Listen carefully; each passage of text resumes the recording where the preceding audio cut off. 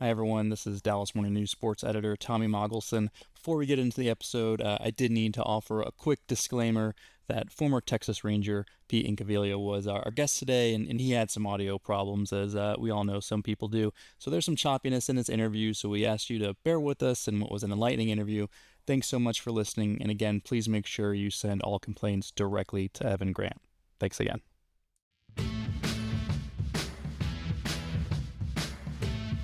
The Rangers break camp a week from tomorrow and return to Arlington, where they'll play a couple of exhibition games against the Royals before the season starts in earnest on Thursday, March 26th in Philadelphia. Thanks for joining us on this week's episode of SportsDay Rangers. I'm John Blake. I'm still Evan Grant. And Evan, where are those dog days they call it of spring training now? How are you feeling out there in Arizona? I notice you still have that painting behind you. Those same people are walking. They haven't made much progress in 5 weeks. They're contemplating, John, just like they're contemplating the Rangers roster, like I am. They are the dog days of spring at this point, because you had about 2 weeks. The starting pitchers are starting to get lengthened out. This year, with so many guys away at the WBC, it doesn't even have the feel of like real exhibition games, because you're playing so many minor leaguers. So it's hard to evaluate, and I think it's hard for guys to really get their competitive juices flowing. It'll be interesting to see what happens over the final week out here. So our guest this week will be Pete Incaviglia, and looking forward to talking to Inky. It was 40 years ago this year, 1986 in the spring, where Pete Incaviglia burst on the scene as a Texas Rangers player right out of Oklahoma State University, made the ball club, hit 30 home runs, and had an epic moment during spring training in Pompano Beach. And we'll ask Inky about that on the podcast. He had a long career, and now is a minor league manager managing Cleburne and the American Association. And then later, in the archives in Arlington, we're going to look back at the Rule 5 success of the Texas Rangers. They've got a player in camp this year that we'll talk about here in a minute, Carter Baumler, who's got a real good chance to make the club in the bullpen. So we'll see how he does, and that will be our archives in Arlington. But you can reach out to each of us on X with any Rangers questions or comments. I'm at Evan_P_Grant, and John is, as always, at Ranger Blake. Bottom of the ninth, bases loaded. Here comes Jimmy Dale from Baker Brothers Plumbing, AC, and Electrical. Thanks, Chuck. When your home pitches curveballs, Baker Brothers knocks it out of the park. Home run, Baker Brothers. Incredible. As the official home service partner of your Texas Rangers, we're offering $300 off a tank or tankless water heater. Another winning call. Visit callbakernow.com or dial 214-342-1171 today. Baker Brothers. Great service. 11, here we are now, almost 5 weeks into spring training. This is the third full week of games, I guess, now.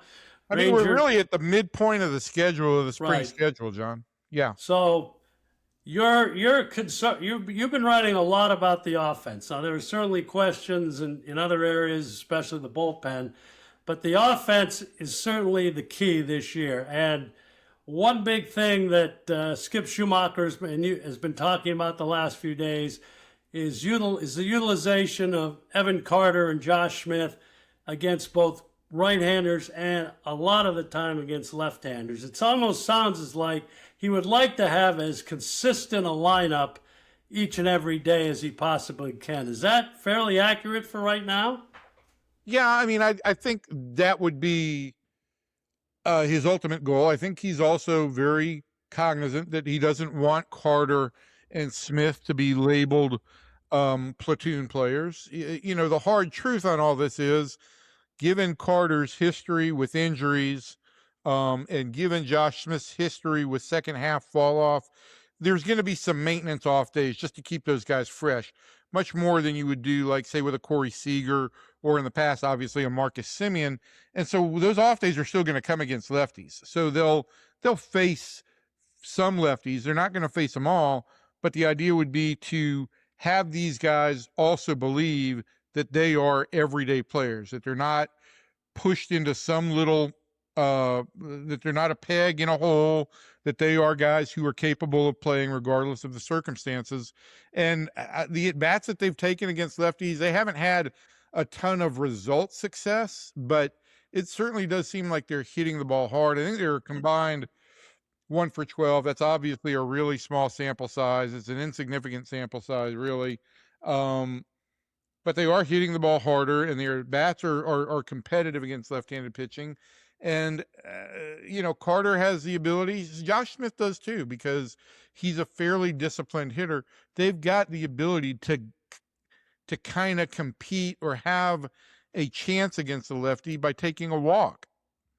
Now, in Carter's case especially, Evan Carter doesn't play. That means a shift in defensive alignment in the outfield. You have to move Langford to center for the most probably and play Haggerty or whoever it is in left. Is that part of it too, that Skip is a little reticent to move Langford around, or is that not part of the equation? No, I mean, I think he'd like to have consistency, and I think it's entirely possible that if you do go this route, that you do determine that you're going to start Evan Carter in center field and play him in center field. I think that, what the days that he gets off, and whether it's Sam Haggerty or whether it's Michael Hellman, whoever, I think that person may end up playing center field, so you're not moving Wyatt Langford around the outfield too much. And looking at the move this past week of the signing of Andrew McCutchen to a minor league deal, brings another right-handed bat into camp, probably mostly as looking at it to get at bats at the designated hitter spot. Early impressions of McCutchen, and I know, again, I'm not one of these, you can spend your life at this point debating if he's Mark Canha versus Andrew McCutchen. Right now, they just want to see if McCutchen could be a possible fit. Yeah, I mean, look, good on the Rangers for stepping out and making that offer. I think there was some thought that McCutchen might end up in an Atlanta uniform after the Profar suspension, but the Rangers made an offer before the Braves ever did. They get first look at him. They can have a conversation with him at the end of spring about potentially going to Round Rock for a couple of weeks as an insurance policy. He might have a major league offer at that point in time, or, he could put on a show here over these final 2 weeks, and given his track record and his history as an MVP, he might end up beating out Canha. But I think Canha's had a solid spring. I think that Canha is probably a little bit more equipped right now to play the outfield. He can also play a little bit of first base if needed.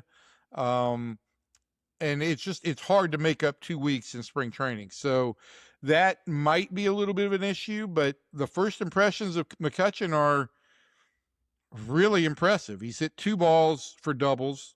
He's hit 3 of the 4 balls he's put in play in his first 2 games, over 100 miles an hour. He's taken counts to full. Even the 1 strikeout was, a full count. So I've been impressed, and he's given every reason to believe that he's got a real shot to compete over these final 10 days. One other thing with the offense, Jake Berger has had a really good spring to this point. He's been in the cleanup spot now, and it looks like that's a place he could be on opening day, and if he continues to continues to perform this spring. Yeah, I think that I think Skip Schumacher is pretty much set on his first 4 guys, and he's said as much with Berger in the cleanup spot. I think the things that the Rangers are liking about Jake Berger right now are that he is doing damage on pitches in the strike zone, which is something that he didn't do very well last year. And his strikeout rate is down in spring training from where it was a year ago. His walk rate is up a little bit. He's hitting the ball extremely hard. So it's been, listen, when we talk about all the guys who are keys to this team rebounding, we've talked about Carter, we've talked about Berger. Josh Young has been hampered by the adductor muscle injury, should be back out there by the time this airs. And Jacques Peterson is a key. and you've had really, really encouraging springs from at least half of those guys. I think that you put down Josh Smith replacing Marcus Semien, and you look at that spring, and it's been an encouraging sign. And across the board, John, I just want to point out a couple of numbers here that are from my column from Thursday morning's paper. But in spring training last year, this team struck out 23.9% of the time. This spring, it's down about a percentage point to 22.6. Where it really stands out is that last year they were chasing pitches outside the zone 32% of the time at this point in camp. This year it's down to 24.6%. That's a significant drop. And if you're making better swing decisions on pitches in the zone, you're going to be a much more dangerous hitter. Well, let's talk about the bullpen. People, at this time of year, they love to speculate who's going to be at the end of the bullpen. But it looks like there is some room here in the Ranger bullpen, as many as 3 spots still up right now for grabs in that bullpen. Several young guys, Peyton Gray, Gavin Collier, the aforementioned Baumler. Could Josh Sborz be a factor? Is Crivello a factor? Or are they going to have to go out and get some help for the end of that bullpen? Well, I think they've got to have, I think as you say, there's probably, if you're including Baumler, there's probably 6 guys. It leaves room for 2 guys. One of those 2 guys, I think, has to be optionable because you've got to be able to shuttle a pitcher back and forth. So, I think that opens the roster possibilities for, and that really is kind of going to be your 8th reliever or your 7th reliever, depending on how you view Baumler. And so that guy doesn't necessarily, I don't know that let me rephrase all this. Gavin Collier's had a really good spring, and he's a really good prospect, and he throws really hard. I'm not sure in that role that's the best route for him to get to the big leagues. I think you'd like for him to have some more AAA innings. You'd like for him to have more regular work down there. You'd like for him to pitch in leverage situations down there. I think it opens up a path for somebody like Peyton Gray, who is a multi-inning pitcher, who's really kind of come out of nowhere this spring to have a very impressive spring thus far with, I think it's 12 strikeouts and no walks and no runs in 7+ innings. But it's all going to get much more interesting here over the next 10 days as guys from WBC teams start to filter back into their camps and the lineups get a little bit more full. But yeah, Crivello has options. Alexis Diaz has options. Collier obviously would have options if he's added to the 40. Peyton Gray would have options. So there's a good pool of guys fighting for that optionable piece. The other question is Josh Sborz at 93 miles an hour capable of pitching in a significant role in your bullpen, or does he need a little bit more time to get another mile or 2 on his fastball? And does he do that in the minor leagues? And if he does, then I do think you are in a position where you're really scouring other camps for guys who are on non-roster invites or who may end up on waivers here before the end of spring as a potential supplement. And look, we haven't even addressed closer because I don't think the Rangers are anywhere close to figuring out closer. They got to figure out some big pieces in the bullpen before they ever get there.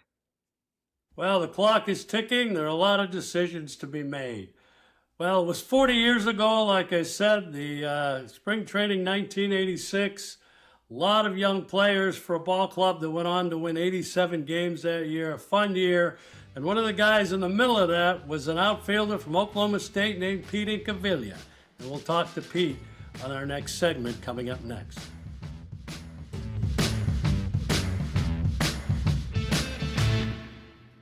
Well, welcome back to our Sports Day Ranger podcast for this week. And we're happy to have Pete Incaviglia as our guest.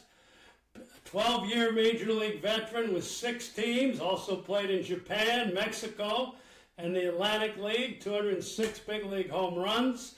5 years, his first 5 big league seasons with the Rangers, and we'll get into this. 20 more home runs each year, And I didn't know if you realized this, Pete, when you left the Rangers, you had 124 career home runs, and Evan, that was second on our all-time club list to Larry Parrish at the time.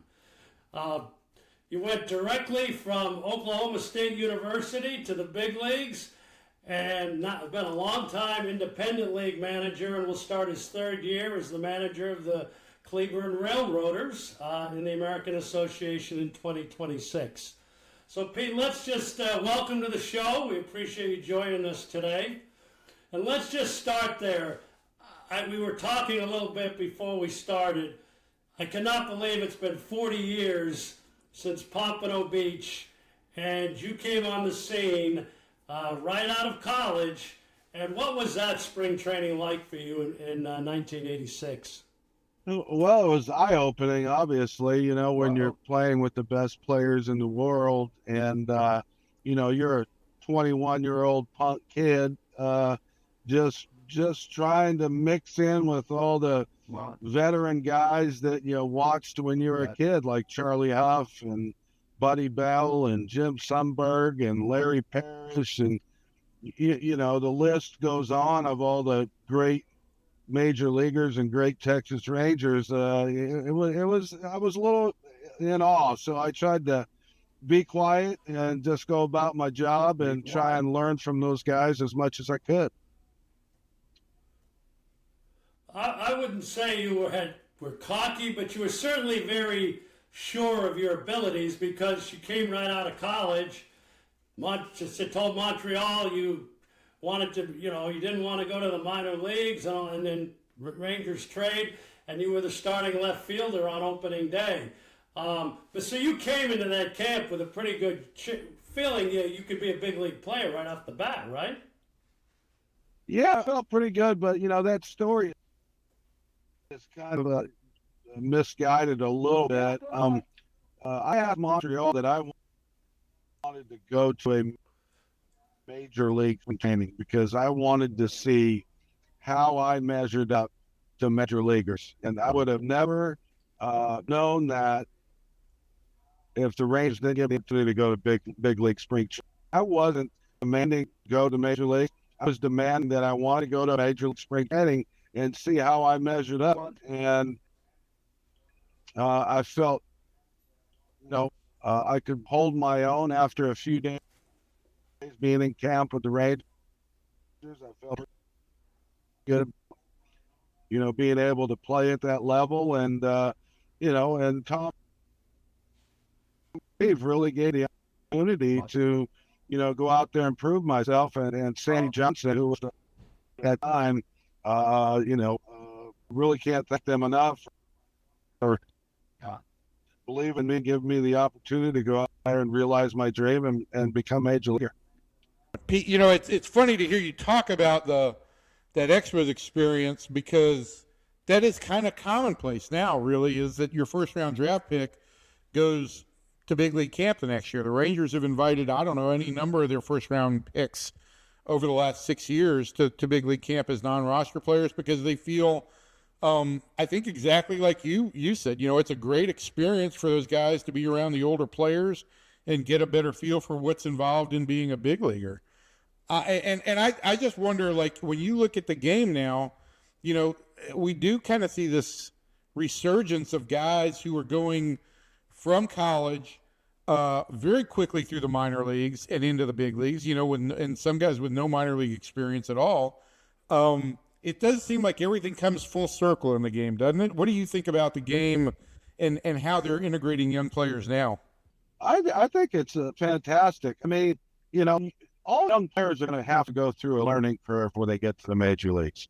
The only way that young players are going to figure out they can belong, if they can figure out if they belong in the big leagues, they're going to have to actually go out and play games. And they're going to struggle. I mean, really, the only guy that I never saw struggle was Barry Bonds. The rest of us, there was a learning curve. I'll give you an example. I really struggled in April. I was really struggling probably 2 or 3 weeks into the season, and I was probably hitting a $179, but I was learning and I was getting better, and my confidence, wasn't getting any lower when I was playing. And so I remember we were in Toronto, and Bobby invited me to dinner, and they wanted to send me down. And I told Bobby, I said, Bobby, I'm getting it. Just give me a couple more weeks. That's all I ask. I'm getting it. And he came around, and I think I hit like 400 in May, and the rest is history. But, you have to get young players. If you think young players can play in the big leagues, you have to get the big leagues, because they have to go through that learning curve and give them the opportunity to fail for a little bit. But you have to see them continue to get better and not lose confidence. The biggest thing with young players is you don't want to crush their confidence, in the first couple of weeks. So you're talking about being a young player for that 1986 team, which is one of the most fun teams I've ever been around in my baseball career. And we had a very young pitching staff with Bobby Witt and Mitch Williams and Edwin Correa, and Ruben Sierra came up that season, and you also had a good veteran mix. So how did that go for a young player? I'm sure it helped to have some other young guys on the team, but also, like you were talking, a lot of good veterans as well. Yeah, Charlie Huff and Toby Harris earlier, Ryan.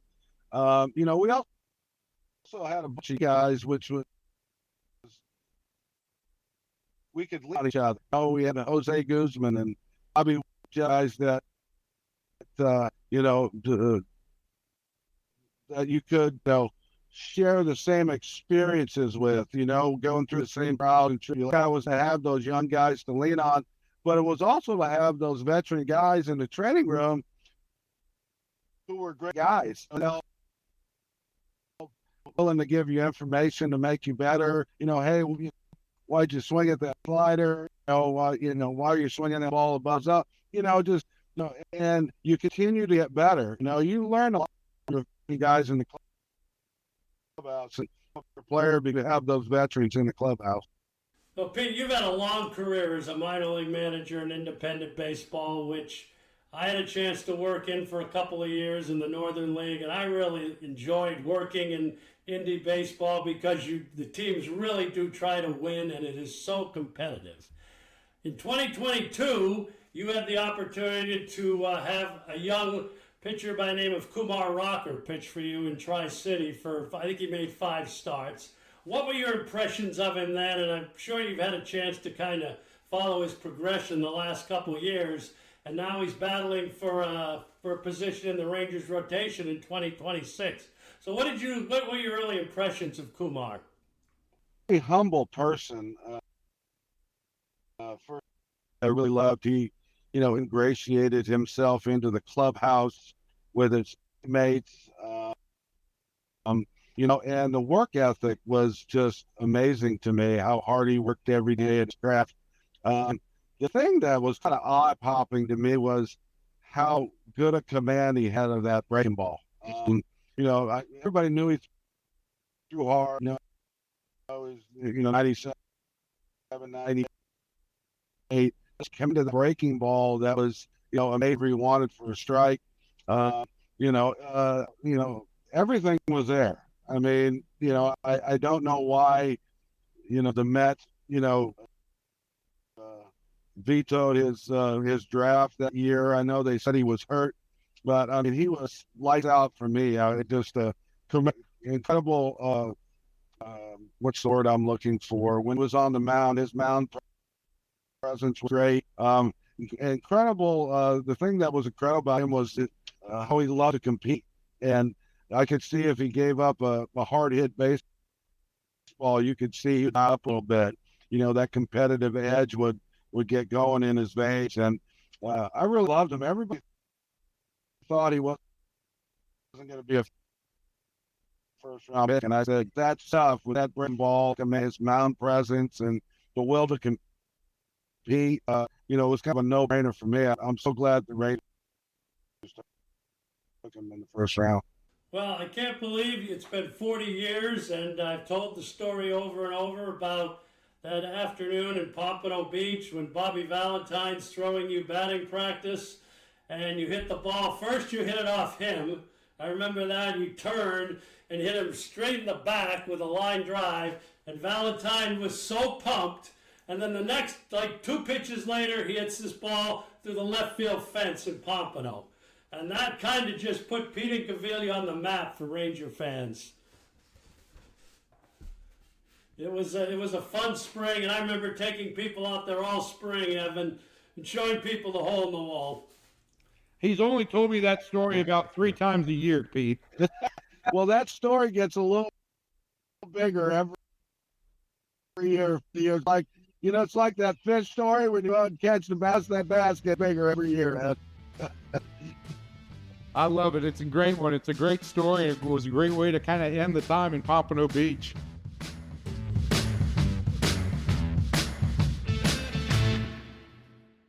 Well, in the archives in Arlington for this episode, we're going to continue kind of with the beginning of season and spring training and all of that kind of thing by looking back at the Rangers Rule 5 draft success and how players they drafted the previous December, what kind of success they've had. And this is induced to Carter Baumler's spring a little bit. And Evan, the Rangers really have not had a very successful Rule 5 selection make the club as a pitcher and then stick for the whole season. The only one that it has ever happened to was right-handed pitcher Odell Jones. Back in 1983 for the Rangers, he was selected in the 82 Rule 5 draft, and he had some big league time previously. He won 3 games, had 10 saves, pitched 42 games for that 1983 Rangers team, which actually was in first place at the All-Star break and totally collapsed in the second half, and the White Sox went on to steamroll the AL West that year.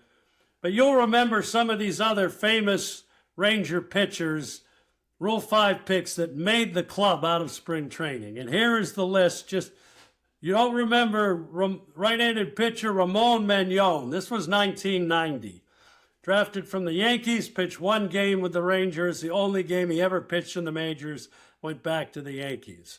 You will remember in 2005, lefty Fabio Castro, who was selected in a Rule 5 draft, pitched in 4 games with Texas.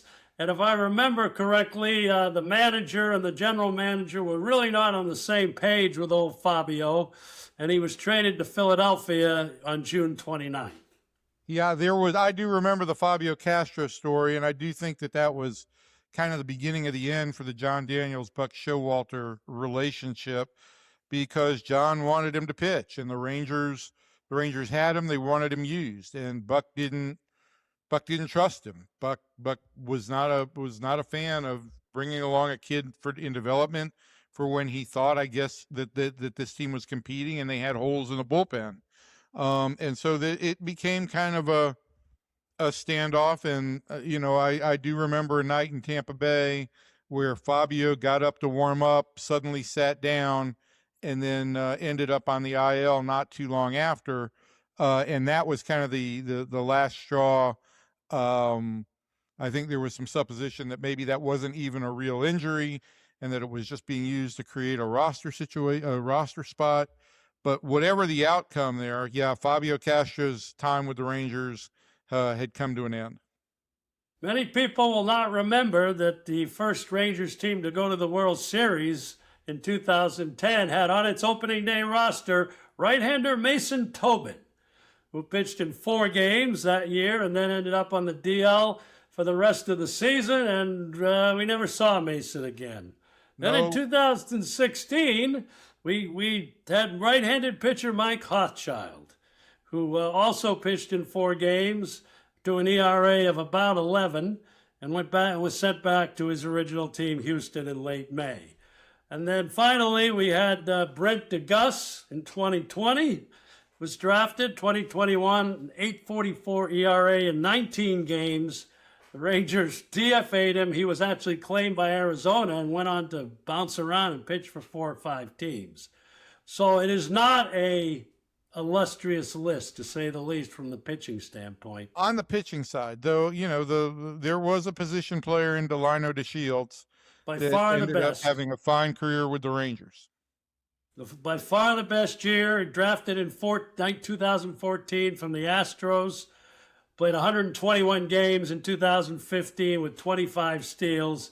And who will also forget the last player to play the whole year with the Rangers in 2018, the immortal Carlos Tocci, an outfielder who played in 66 games for the 2018 Rangers with a total of 5 RBIs and a .225 average, and he couldn't even run and steal bases. And old Carlos was long gone by the start of the 19th season. Yeah, I found Carlos Tocci to be a curious case in keeping him on the roster all that year.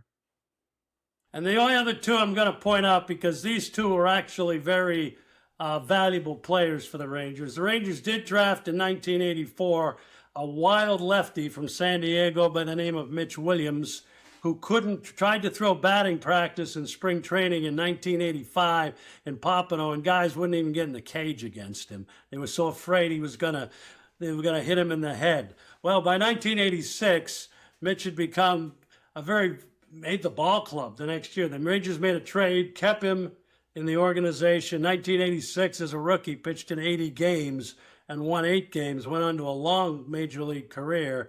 And then 2 years later, Cecil Espy was drafted in 1986. We got him back in a trade from the Pirates after he didn't make the club in 87. And he had 30 total steals for the Rangers in 88 and 89. But it hasn't been a great history, but there have been some interesting guys, and we'll see what Carter Baumler can do. If Carter Baumler keeps progressing here and makes the opening day roster. One guy the Rangers did send back, they could have probably kept, was Jordan Romano, who went on to have a pretty good career as a closer for the Blue Jays. Yep. Yeah, I mean, it's always a crapshoot when you take a Rule 5 pick, and you have to kind of be in a certain position. It's why I think there are some challenges to keeping Carter Baumler all year this year. The Rangers intend to contend, and it becomes a real tenuous situation when you start to run short of pitching and you've got a guy that you can't send down who's not pitching very frequently. So we'll see how this plays out. There's also the possibility when you do offer a guy back in the Rule 5 draft, as the rule states, you could potentially make a trade for him there and avoid all of that. Like the Rangers did with Williams and Espy, and those two trades worked out pretty well. So that's this week's Archives in Arlington, and we thank you for joining us on this week's episode of SportsDay Rangers. Keep up with my coverage of spring training online and in the Dallas Morning News. We were just on YouTube Live this week again. We will be on there next week as well. We will have a special section coming out before the season this year, a big Rangers preview, which we're looking forward to having in print. And I'm looking forward to hearing all your suggestions and feedback. We always like that special section, and we're glad it keeps coming out. They keep cranking it out year after year. So with that, we will see you all next week.